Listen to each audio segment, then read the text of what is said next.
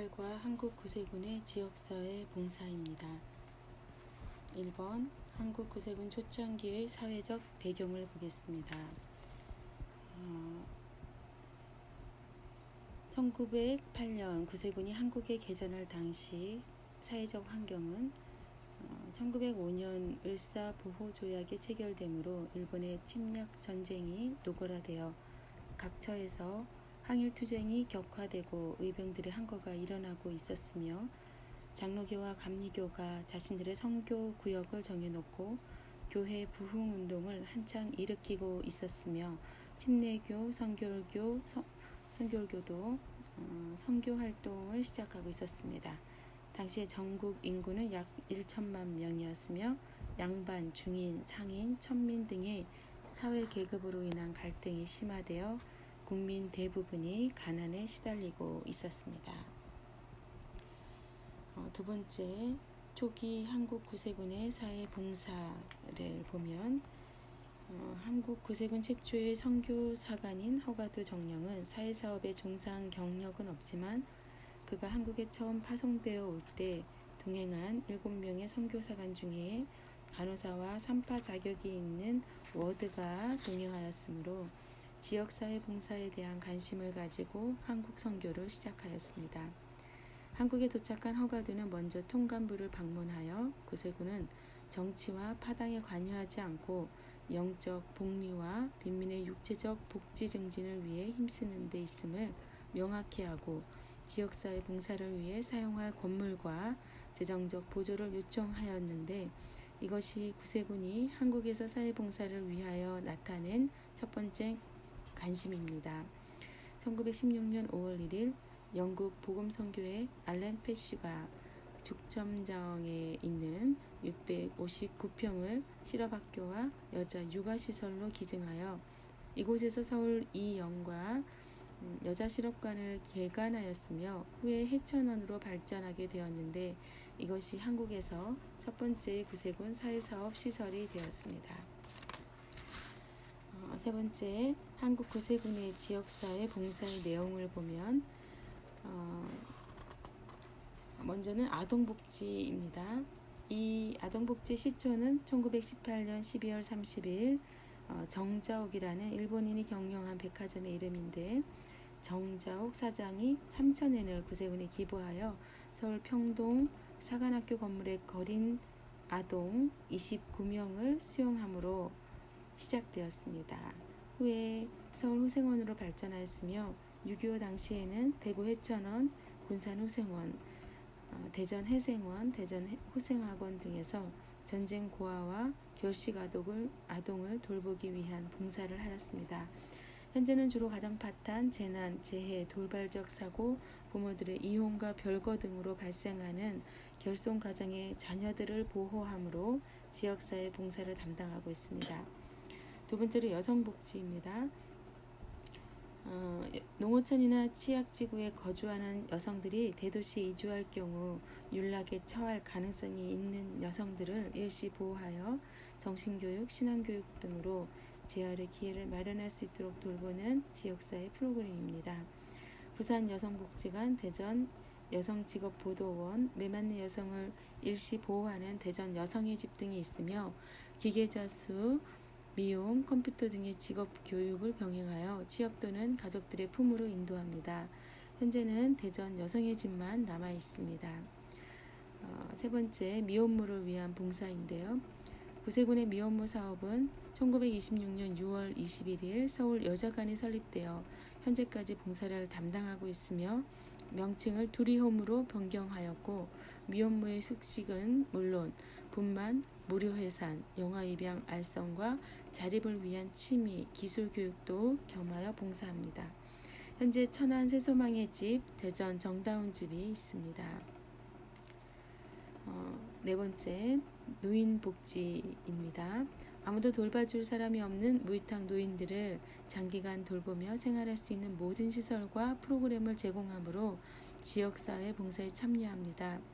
1955년 9월에 서울 양로원이 개설되었으며 후에 가천으로 이전하여 최신 의료기구와 쾌적한 환경을 갖춘 요양원을 병설하여 노인복지에 임하고 있으며 1998년 6월 실비 요양원도 개설되었습니다. 안성 평화의 마을, 부산 요양원, 남동 평강의 마을, 안성 노인 전문 요양원과 다수의 주간 노인 보호센터가 운영되고 있으며 경기도 안성의 안성 노인복지관과 충남 태안의 태안 노인복지관이 있어 지역사회의 노인복지에 앞장서고 있습니다. 다섯 번째, 의료봉사에서는 1922년에는 홍성에 구세군 약방을 개설하였으며 충북 영동에는 구세군 병원을 설립하여 1942년부터 60년대까지 무이촌 진료, 영세민 치료를 통해 많은 의료 봉사활동을 전개하였습니다. 현재에는 본영의 의료 친교회가 조직되어 무이촌이나 낙도, 치약, 빈곤 지역을 등을 찾아가 간단한 치료와 의약품 전달 등으로 봉사하고 있습니다. 여섯 번째, 타가봉사입니다. 1963년 11월 25일 북아현동에 서울 타거소가 설립되어 유치원과 같은 기관의 혜택을 받지 못하는 지역사회 속의 빈곤 가정의 어린이들을 돌보는 봉사활동을 시작하였습니다. 그 후 1968년 3월에 대구에도 신설되었으며 정부의 유아보육법이 제정됨으로 인하여 개최 영문을 통하여 여러 지역에서 지역사회 봉사 프로그램으로 정착되어 왔습니다. 현재 전국적으로 어린이집이 개설되어 직업 여성이나 맞벌이 부부들을 위한 봉사활동을 하고 있습니다. 일곱 번째, 청소년 복지인데요.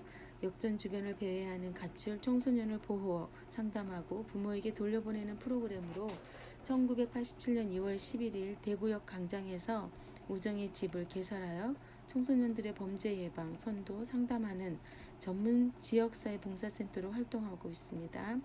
현재는 동대구, 대전, 천안 등의 역전이나 버스터미널 등에서 상담소를 개설하여 청소년은 물론 여행자 봉사, 기미아 보호, 윤락 여성 선도까지 담당하고 있습니다. 여덟 번째, 무료 공부방입니다.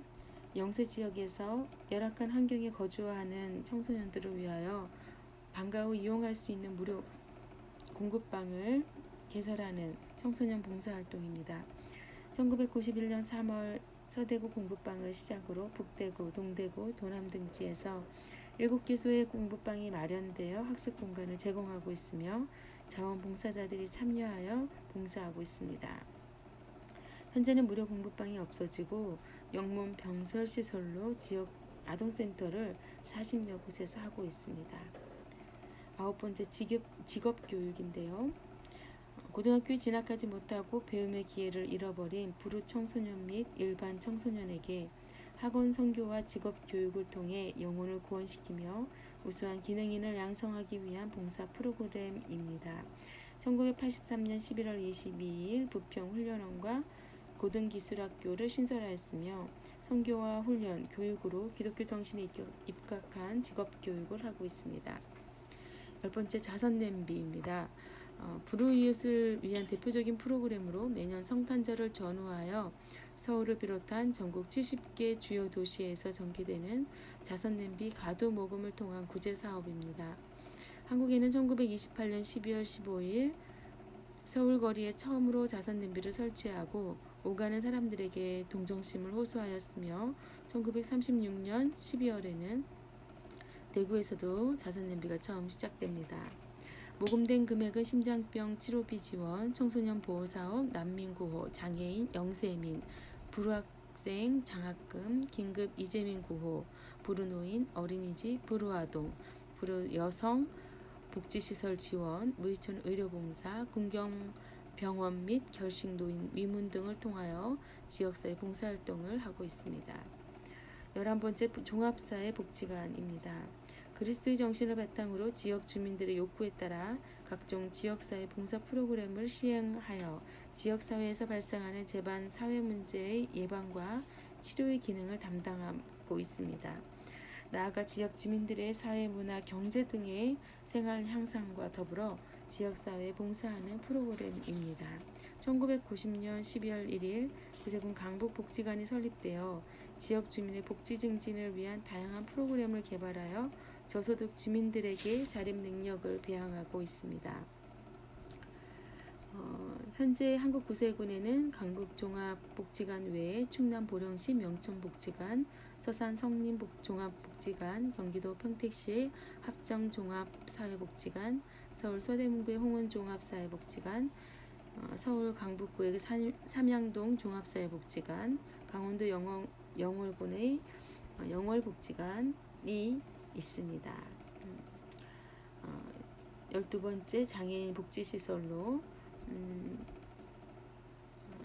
1999년 1월 9일 군산목양원과 군산목양원 주간보호센터를 시작으로 하여 지역 내 장애인을 위한 봉사활동 프로그램을 시작하였는데요. 장애인들에게 기술과 교육과 기술을 습득하게 하여 사회생활에 적응할 수 있도록 하고 있습니다. 현재 수원장애인센터, 수원장애인 재활작업장, 수원장애인 주거보호시설이 있습니다. 13번째 푸드뱅크와 푸드마켓입니다. 지역사회 저소득 또는 독거노인들을 위하여 지역 내 기업 등에게서 물품을 후원받아 나누는 푸드뱅크 사업을 시행하고 있습니다. 현재 13개의 푸드뱅크와 5개의 푸드마켓을 운영하고 있습니다. 14번째 영문자선봉사단입니다. 지역사회에 있는 구세군의 각 영문에는 모든 유형의 병원 환자 및 허약자를 위한 시설, 개인 주택에 있는 거동하기 힘든 노인, 장애인, 또한 스스로 활동할 수 없는 이들을 위하여 자선봉사단을 조직하고 정기적으로 지역사회 봉사활동을 합니다. 1892년 12월 16일 캐나다 토론토에서 허버트 부스 사령관 부인에 의해 최초로 시작되었으며 이들은 창립자의 선한 사마리아인의 성례와 예수 그리스도의 섬김의 정신으로 사람들을 위해 봉사한다 라는 취지로 시작되었습니다. 현재 한국구세군에서는 서울을 비롯한 전국 각지에 90개의 단체의 영문 자선 봉사단이 조직되어 있으며 1151명의 전문 봉사요원이 단원으로 등록하여 소속된 지역사회를 위하여 정기적인 봉사활동을 하고 있습니다. 한국 사회의 다변화로 인하여 날로 늘어나는 다문화 가정을 위한 보령시 다문화 가족 지원센터와 안산 다문화 센터가 있는데 생활이 어려운 사람들의 직업과 자활을 도와주기 위한 지역 자활센터와 또한 급식 봉사를 하는 나눔의 집 등이 있습니다. 1908년 격변기에 이 땅에 들어와 소외된 이웃들에게 새로운 희망의 등불을 켠 한국구세군은 복음 전파와 함께 이웃사랑을 실천함으로 참된 선교를 하고자 노력해 왔습니다. 오늘날 한국구세군은 지역사회 봉사활동을 통하여 세상의 빛과 소금의 역할에 충실하고자 노력해온 결과 도덕과 윤리가 실추된 사회에서 구세군은 믿을 수 있다는 사회적 공신력을 확보하였습니다. 또한 한국 교계에서도 이웃사랑을 실천함에 있어서 교단 규모에 비해 가장 많은 사회활동을 하고 있는 단체로 기감이 되고 있습니다. 9가 영문에서의 지역사회 봉사 전략입니다. 첫 번째 1번 지역사회 봉사 전략은 무엇인가를 보겠습니다. 어떤 일을 수행하기에 앞서 전략을 세우는 것은 그 일의 성공과 관계됩니다. 최근 몇몇 영문에서 지역사회를 위한 봉사활동을 시도했으나 지속되지 못하고 중단하여 오히려 그 일로 인해 영문이 어려움을 겪고 있는 경우도 있습니다.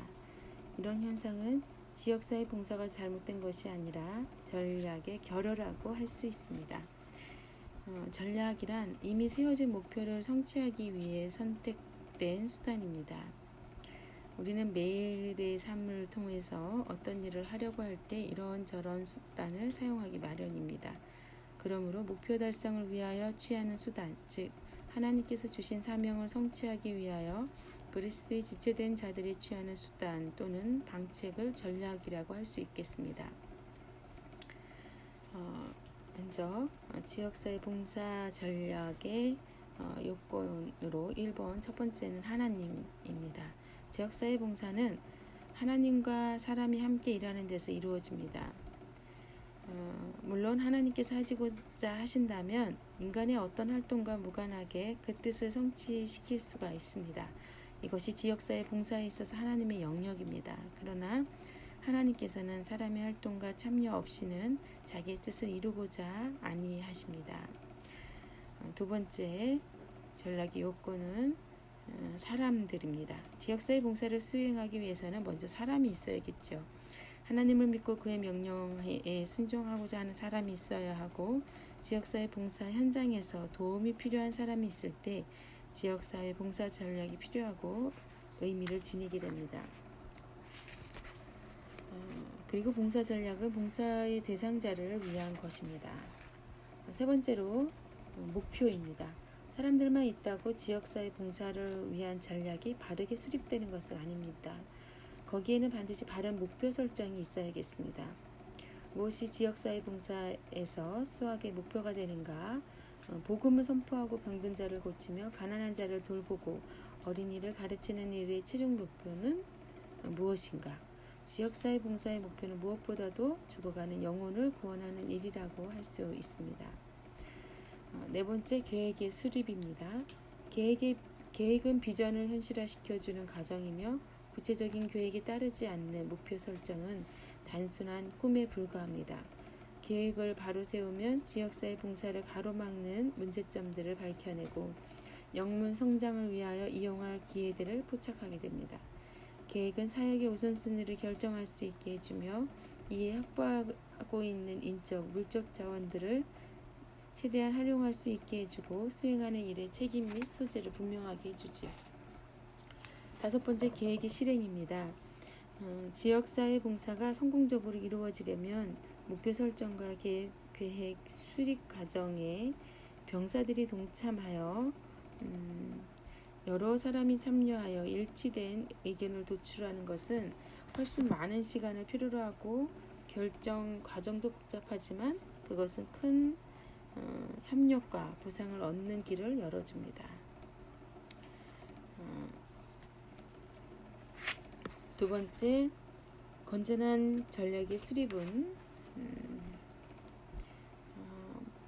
먼저 목표는 타협될 수 없는 성질의 것입니다. 그러나 전략은 상황에 따라 변화되지 않으면 안 됩니다. 그러므로 전략은 지혜롭게 세워져야 하고 성실하게 수행되어야겠습니다. 세상의 전략을 위한 원리를 알아야겠습니다.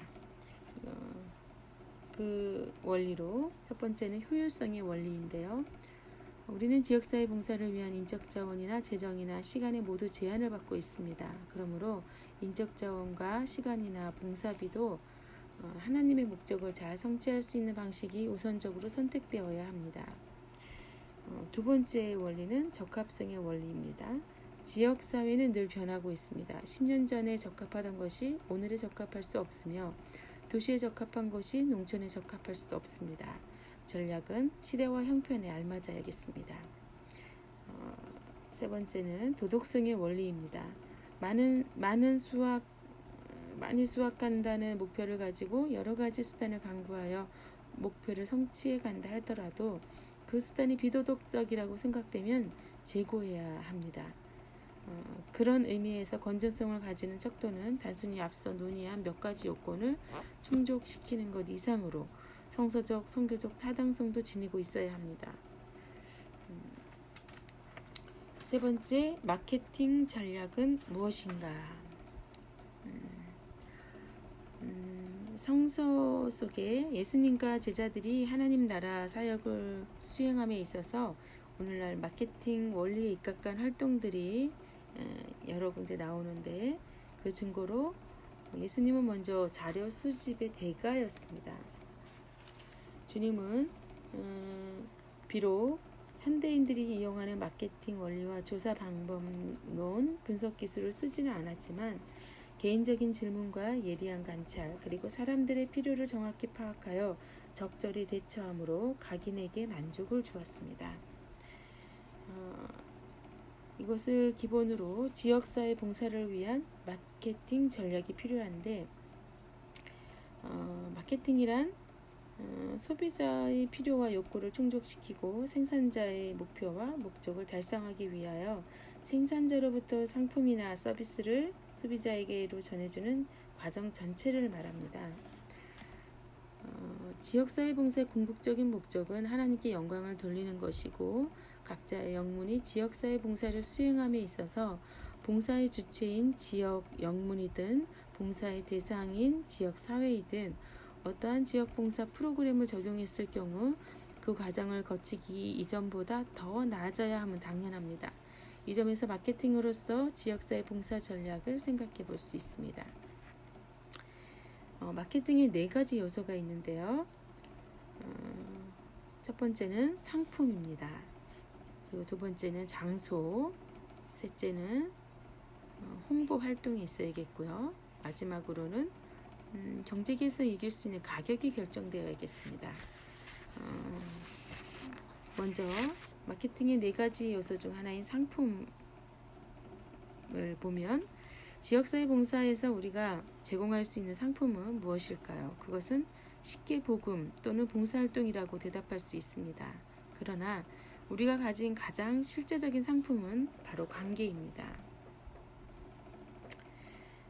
또한 장소, 두 번째 장소에서 많은 사람들은 지역사회 봉사 장소를 건물이나 시설을 중심으로 펼치는 일과 관련하여 생각합니다. 그리고 봉사를 하는 사람도 담임사관이 중심이 되어 거기에 협조하는 형태를 취하지요. 그러나 이제는 이런 편협한 생각을 버려야 합니다. 병사들은 흩어진 교회로서 가는 곳 어디에서나 크리스천으로 살고 활동합니다. 병사들은 어디에서나 활동하는 영문으로서 지역사회 봉사의 장이 되어야 합니다. 그런 의미에서 우리의 지역사회 봉사활동은 지리적, 물리적, 신분적 한계가 있을 수 없습니다. 세 번째 마케팅의 요소로 홍보가 있는데 우리가 가진 상품의 성질과 가치를 널리 알리는 일은 참으로 중요합니다. 가장 신뢰할 만한 홍보 방법은 신문이나 방송을 통해서가 아니라 바로 평소 관계를 맺고 사는 사람들에게 개인적으로 추천하는 것입니다. 우리의 입을 통한 광고와 생활 모습은 지역사회 봉사에서 가장 적절하고 효율적인 홍보의 방법입니다. 마지막으로 값인데요. 복음은 값없이 누구에게나 주어지는 것이지만 받는 사람 편에서 보네포의 말대로 비싼 대가를 치르고 받는 은혜이어야 합니다. 그런 의미에서 지역사회 봉사사역이 요구하는 대가는 헌신입니다. 지역사회 봉사는 이를 수행하는 사람들에게 전적이고 개인적인 헌신을 요구합니다. 그러나 주님께서 요구하는 진정한 투자는 지갑으로부터의 투자뿐만 아니라 마음으로부터 나오는 투자요, 삶의 전 영역에 걸친 투자입니다. 지역사회 봉사 전략에서 이렇게 마케팅의 4가지 요소를 잘 활용하면 지역사회 봉사는 성공할 것입니다. 결국 목표는 달성되고 영문은 성장하며 궁극적으로는 하나님께서 기뻐하시는 영문으로 발전하게 될 것입니다. 시과 자원봉사의 정신과 방법입니다. 1번 자원봉사란 무엇인가? 자원봉사의 뜻을 볼 때 자원봉사자란 말은 유지자, 지원자, 용의병, 자원병이란 뜻을 가집니다. 법적으로 사용될 때는 무상봉사자 혹은 자진해서 하다, 자발적으로 봉사하다 등으로 표현됩니다. 미국의 사회사업 사전에는 개인, 집단, 지역사회에 발생하고 있는 여러 가지 사회 문제를 예방하고 혹은 개선하는 일에 종사하고 있는 공사의 여러 조직에 대하여 주어진 여러 가지 서비스를 하는 개인이라고 자원봉사자를 정의합니다.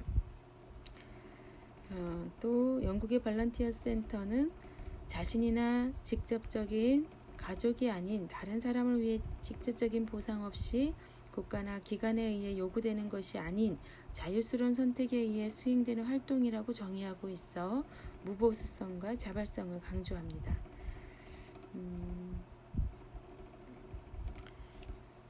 이 자원봉사자라는 용어가 일반인에게 알려지기 시작한 것은 19세기였는데요. 산업혁명 직전으로 대도시에는 슬럼이 형성되고 빈곤 문제가 심각한 사회 문제로 대두되었지만 빈곤이 개인의 책임이라는 논리가 지배적인 사회에서 국가는 구빈을 엄격히 제한해 왔습니다. 영국의 자선조직협회 운동과 인보관 운동으로 이 운동들은 사회복지 발전에 중요한 토대가 되었을 뿐 아니라 자원봉사 활동의 시발점이라고 할 수 있습니다. 사회 문제라는 적을 타파하기 위해 제1선에서 병사와 같이 사회 문제 해결을 목적으로 자발적으로 참여한 사람들을 자원봉사자라고 부르기 시작합니다.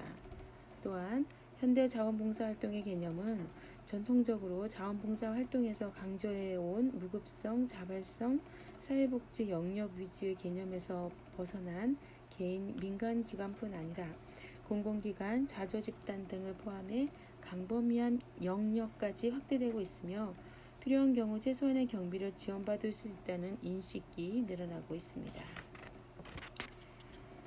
두 번째, 성경적인 자원봉사는 무엇인가를 보겠습니다.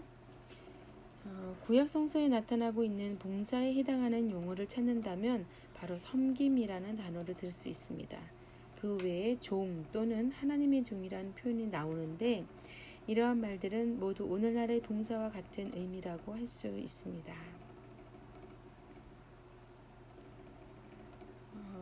여기서 교회는 사회를 섬기기 위해서 하나님과 이웃 앞에서 늘 그 명령을 기다리며 명령이 있으면 곧 시행할 준비를 하고 있어야 한다는 그런 의미가 또 있겠고요. 또 신약에서의 봉사를 보면 예수님의 봉사 정신을 통해 우리가 살펴볼 수 있는데 이웃사랑에 대한 사랑을 계명과 복음의 핵심으로 가르치고 실천하신 예수님은 사랑의 행위로 나타나는 모든 실천을 봉사라는 말로 일반화시켜 표현했습니다. 신약에서는 봉사 역시 구약에서처럼 섬기다는 말에서 온 단어로서 당시에 섬긴다는 것은 낮은 사람이 높은 사람을 섬긴다는 뜻으로 썼습니다. 또 헬라어의 디아코노스란 말이 헬라어 성경에서 30회 사용되었으나 영어 성경에는 5번만 집사로 번역되었고 나머지는 일꾼 또는 종으로 번역되고 있는데요. 이 말은 봉사하다, 식탁에서 또는 다른 일에서 섬기다라는 뜻으로 구제와 같은 어원을 가집니다. 초대교회에 돌보아야 할 형제와 가부된 자매가 있었으나 사도들의 업무 증가로 그들을 돌볼 수 있게 되자 사도들을 도와서 일할 일꾼으로 7명을 뽑은 것이 집사의 기원입니다. 그들은 재무와 구제 업무를 맡아 사도들을 도와 일하는 자원봉사자들이었습니다. 여기서 구세군의 자원봉사론을 또 들여다볼 수 있는데 자원봉사는 예수 그리스도의 말씀과 정신에 따라서 이웃과 사회를 위해 하는 봉사를 말합니다. 따라서 구세군의 자원봉사 활동은 일반 사회 사업가들이 행하는 대민봉사 같은 것을 의미하지 않으며 기독교적인 봉사라는 것이 전제되어 있습니다. 그 내용과 방법이 설사 같은 것이라 하여도 우리는 그리스도의 가르침에 근거하여 한다는 동기가 부여된 기독교적 자원봉사를 말합니다. 이웃을 사랑하고 섬기라는 교훈은 기독교가 아닌 타 종교나 윤리, 도덕가들에게서도 발견될 수 있지만 구세군은 특히 그리스도의 봉사 정신과 실천을 따라서 선한 사마리아인의 성례를 거행하는 마음과 자세로 자원봉사에 임해야 하겠습니다. 세 번째, 자원봉사 활동의 원칙과 특성은 무엇인가를 보겠습니다. 자원봉사 활동의 원칙, 자원봉사 활동을 전개하기 위해서 몇 가지 지켜야 하는 원칙이 있는데요. 제1원칙은 자원봉사 활동의 초점은 인간의 존엄성을 신장시키는 데 두어야 한다는 것입니다. 또 제2원칙은 활동의 민주적인 정신과 원리, 방법을 존중해야 한다는 것이고 제3원칙은 자원봉사 활동은 성서를 바탕으로 기독교 정신에 따라 활동하되 시민적 성격을 지녀야 하며 또 자원봉사 활동은 그들의 편에서 볼 때 신앙활동은 아니며 특정 정치활동이나 영리활동이 아니기 때문에 사회성과 공공성을 지닌 활동이어야 합니다. 그러나 이상의 세 가지 원칙은 각각 별개의 것이 아니고 서로 상호 보완적인 관계입니다. 사회 봉사활동의 특성을 보면 8가지 내용으로 이루어지는데 먼저는 이타주의입니다. 첫 번째 이타주의인데 자원봉사활동은 어떤 보상이나 대가를 얻고자 미리 계산해서 하는 것이 아니라 이웃사랑과 또 타인에게 도움을 주려는 정신을 내재할 수 있도록 해야겠습니다. 두 번째로 헌신인데요. 헌신은 자신의 욕구가 아닌 서비스를 받는 사람의 입장에서 그들이 바라는 도움이나 서비스가 될 수 있도록 최선을 다해야 한다는 의미에서 자원봉사 활동에서는 필수적인 개념이라고 할 수 있습니다. 세 번째로 자원봉사 활동의 특성은 자유의지입니다. 자유의지란 외부에 의해 강요받지 않고 선택하는 힘을 말합니다. 또한 네 번째 특성은 학습인데요.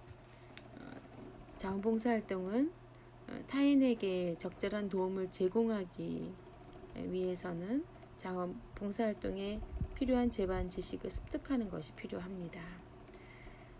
다섯 번째 이론은 무보수입니다. 전통적인 자원봉사 활동은 무보수성을 강조하죠.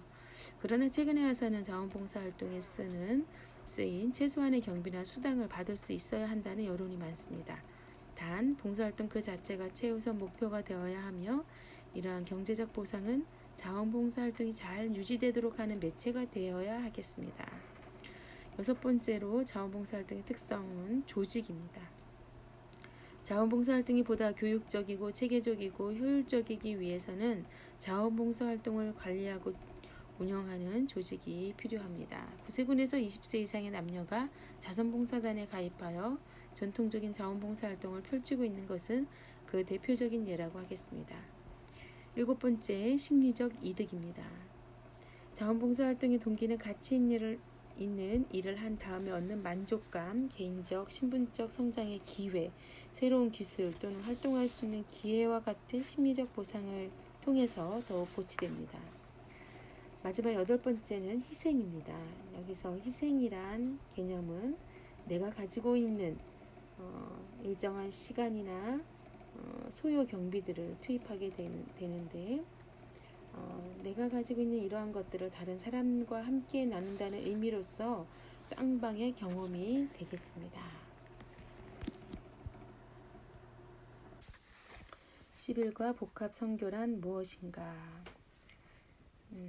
보겠습니다. 1번 복합 선교의 필요성. 미래 시대의 복음 사역에서는 교회론의 변화가 있습니다. 종교개혁 시대에서 지금까지는 신앙 고백과 말씀 선포, 성례전 등 교회의 본질적인 차원이 강조되었지만 금세기 후반에 들어와서부터는 교회의 기능면으로 돌려져 사도행전적인 실천적 교회론이 강조되고 있습니다. 바로 미래의 사회가 요구하는 교회의 모습은 선교 공동체로서의 교회의 모습을 지향하고 있습니다.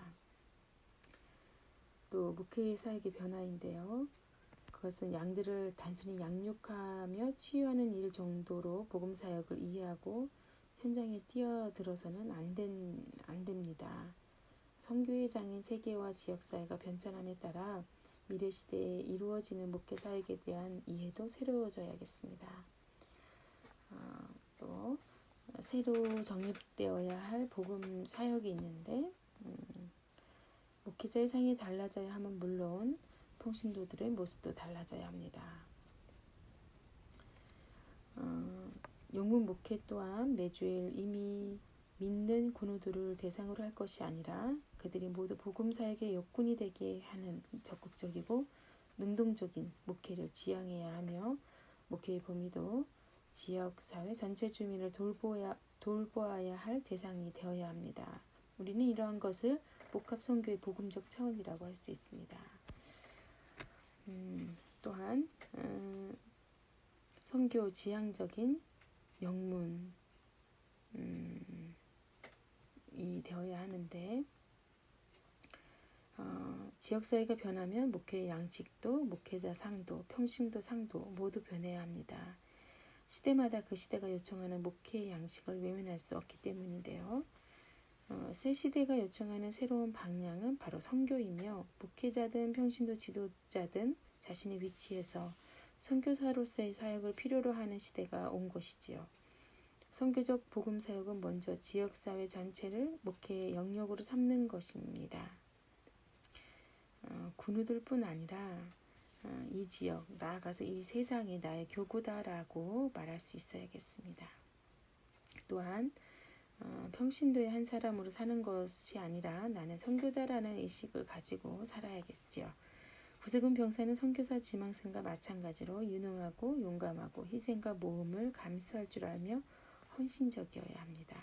그러므로 선교적 복음 사역자는 신자가 전혀 선교사로서의 사역을 펴는 선교사처럼 언제 어디에서라도 자기가 해야 할 일을 지역 사회에서 발견하고 수행할 수 있게 됩니다. 선교사로서의 복음 사역자는 두 개의 눈이 필요한데요. 하나는 영문 안과 양떼의 형편을 살필 줄 아는 눈이며 다른 하나는 선교사로서의 눈, 영문 밖의 세계와 지역사회 사람들의 형편을 살필 줄 아는 눈입니다. 그러기 위해서 선교의 전초기지로서의 영문이 되어야 되는데 먼저는 복합 선교의 방향을 바르게 설정해야 되겠고요. 또 선교의 전초기지로서의 또 영문임을 자각하고 또 담임사관은 선교사 훈련원장이 되어야 하며 병사들은 선교사 지망생이 되어야 하겠습니다. 모든 병사를 작은 선교사들로 훈련시켜 그런 의식을 가지고 나아가게 될 때 복합 선교를 할 수 있을 것입니다. 두 번째, 복합 선교의 의미와 영역을 보겠습니다. 복합 선교라는 용어는 통합, 완전한의 뜻을 가지고 있는데 구세군의 선교 사업을 위시하여 사회사업, 의료사업, 지역사회, 개발사업, 교육사업 등을 하나로 표현한 것을 복합 선교라고 합니다. 복합 선교에서 선교의 방향은 하나님의 임재하신 가운데 살면서 돌봄을 매체로 모두가 더불어 살아가는 것을 기초로 합니다. 복합 선교의 초점은 시설이든 영문이든 건물 내에서 이루어지는 것이 아니라 오히려 지역사회 안에 개개인에게서 찾을 수 있습니다.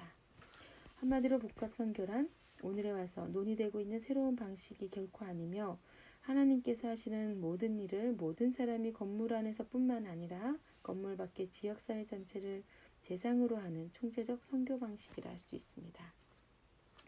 또한 복합 선교의 영역을 보면 먼저는 복음전도입니다. 복합 선교에는 먼저 각 지역의 특성과 형편에 맞게 복음전도 전략을 수립하는 것으로부터 출발해야 합니다. 영문 목회 범위에서도 기존에 예배하는 일, 교육하는 일, 봉사하는 일 등 기초 목회에 충실하면서 이와 더불어 영문 밖을 보는 눈을 하나 더 갖고 지역사회 전체 인구를 목회 영역에 포함시키는 선교 지향적인 사역을 말합니다.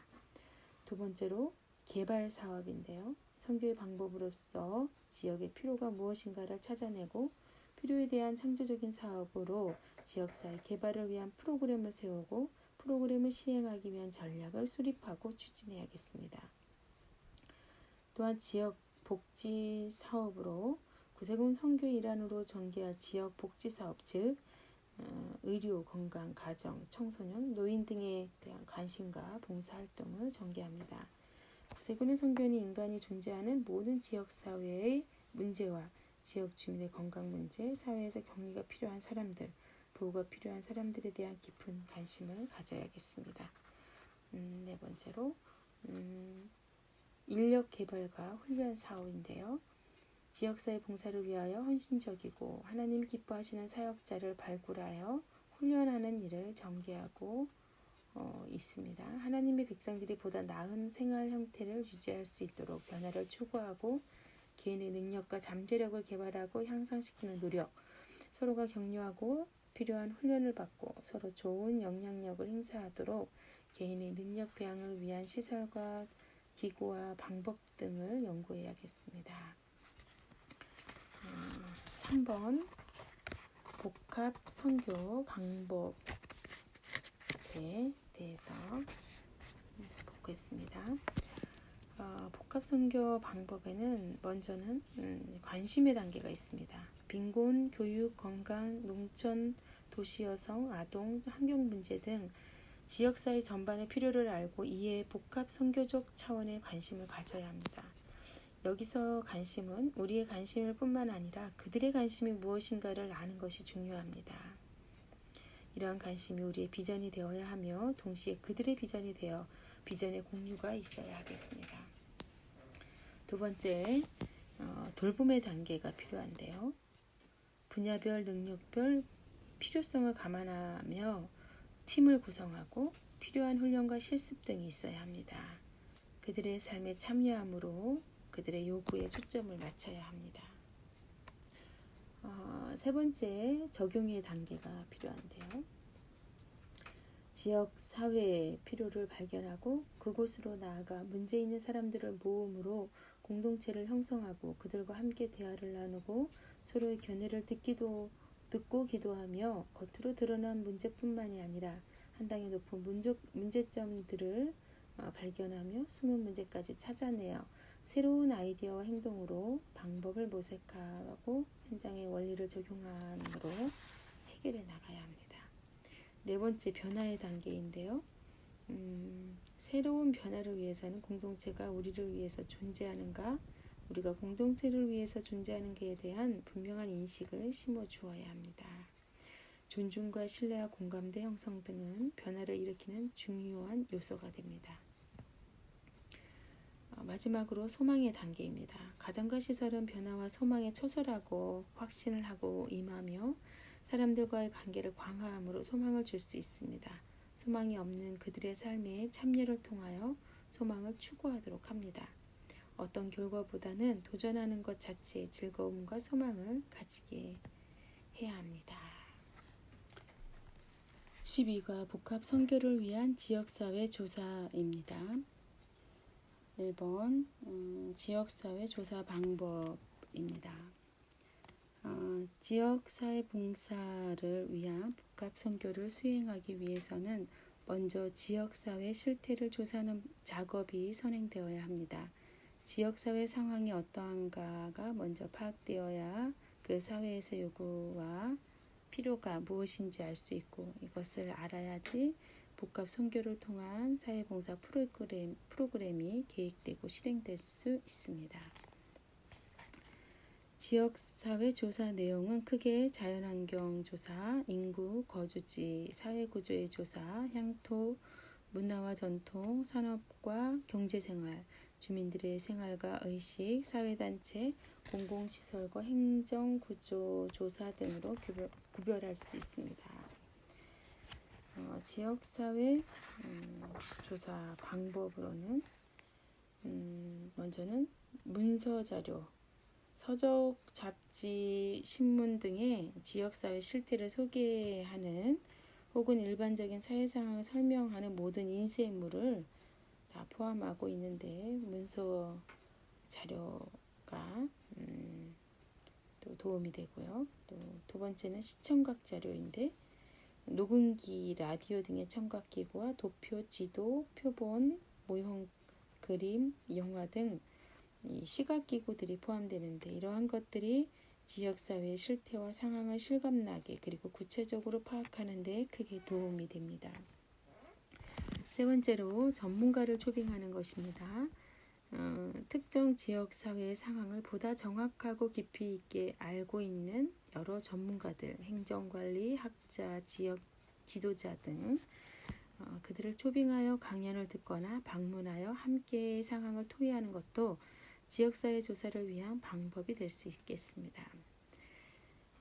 네 번째로는 면접이 있는데요. 가장 구체적으로 지역사회 당면 문제를 이해할 수 있는 방법으로 무엇이 어떻게 왜 문제가 되고 있는지를 당사자들의 입을 통하여 알아낼 수 있기 때문에 특히 중요한 조사 방법입니다.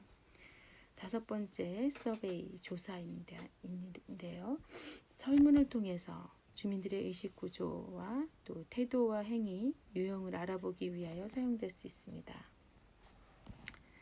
이것은 주민들의 의식에 반영된 지역사회 특성과 문제 발굴에 가장 적절한 조사 방법인데 전문가의 자문이 필요합니다. 마지막 6번째, 현장 견학입니다. 참여관찰법이라고 하는 독특한 사회조사 연구 방법의 하나인데 이것은 현장에 참여하며 상황을 직접 관찰하고 실태를 파악하는 방법입니다. 주민들의 주거 실태, 인간관계, 사회 문제, 구체적인 실제 등을 이해하는 데 도움이 됩니다. 두 번째, 복합선교 참여 방법과 내용을 보겠습니다.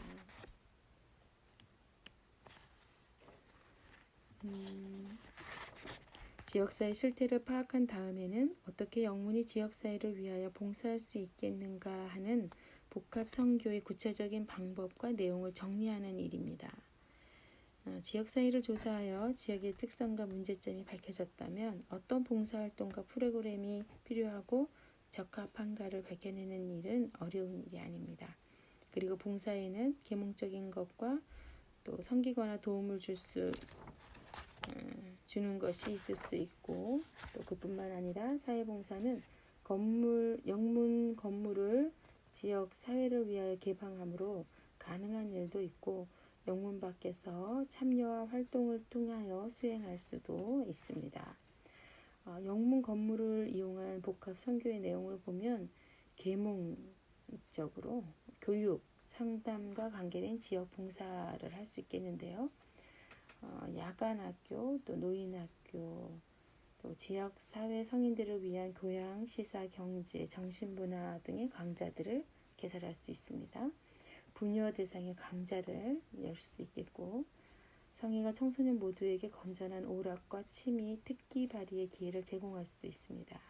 경제적 부담 없이 건전한 분위기 속에서 청소년들이 공부할 수 있는 독서실 장소를 제공할 수도 있으며 생명의 전화를 개설하여 가족 문제, 청소년 문제, 진로 문제 등 삶 전반에 걸쳐 인문하는 프로그램을 운영할 수도 있겠습니다. 도와주거나 돌보는 일과 관계된 지역사회 봉사를 할 수 있는데요. 영문 건물을 영세민들을 위한 결혼식장과 장례식장으로 무상 대여를 해주고 필요에 따라서는 각 사회단체의 회합 장소로 제공해 주는 것입니다. 또한 영세 맞벌이 부부들의 유아를 맡아서 그들의 퇴근 시간까지 돌보는 어린이집을 운영할 수도 있습니다. 중고가구나 의류를 수집하여 재활용 센터를 운영하며 어려운 이웃에게 나누어 줄 수도 있고 또 지역사회 환경미화원, 불우아동 등을 모아 위로하거나 영문이 주체가 되어 주민 경로잔치, 체육대회, 문화축제 등을 열 수도 있을 것입니다. 의료 전문인을 동원해서 지역사회 영세민을 무료로 진료할 수도 있겠지요. 두 번째로 영문 밖 현장 활동을 위한 복합 선교도 가능한데 경제적인 능력만 허락된다면 어린이 놀이터, 어린이집, 경로당, 양로원, 청소년 쉼터, 노인의 집, 장애인 시설 등을 건립하고 희생정신을 가지고 운영할 수 있겠습니다. 인적 자원이 가능하다면 복지기관에 참여해서 무료로 봉사하거나 결혼을 하여 봉사할 수 있습니다. 국민들을 위한 지속적인 구제와 그들의 복지 생활을 위한 물심양면의 후원도 필요합니다. 제가 노인을 돕기 위한 방문 봉사도 가능할 것이고 장애인을 위한 자원봉사도 가능하겠죠. 지역을 순회하는 의료봉사, 또 농촌에서는 농번길손 돕기나 노동봉사도 가능합니다. 그 밖에 절제운동, 과소비 추방, 환경운동, 자연보호, 국산품 애용운동, 청소년 선도운동, 약물남용 추방운동 등 여러 가지 운동을 전개하면서 지역 사회봉사를 실천해 볼 수 있습니다. 영문이 지역사회의 필요성과 요구를 알고 이에 대하여 기독교적인 사랑과 희생의 마음을 가지고 철저하게 봉사하고 헌신할 수 있게 된다면 우리의 지역사회는 보다 밝아지게 될 것입니다.